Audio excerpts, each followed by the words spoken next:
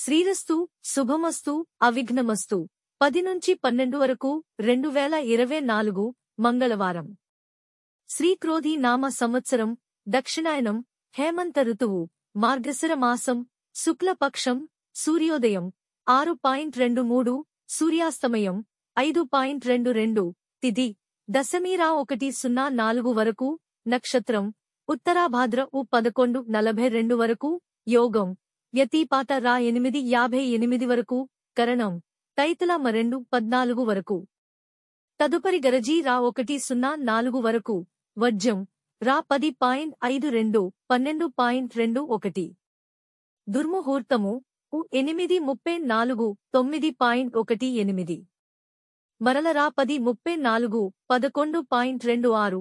అమృతకాలం 7:13, 8:42. రాహుకాలం మ 3:00, 4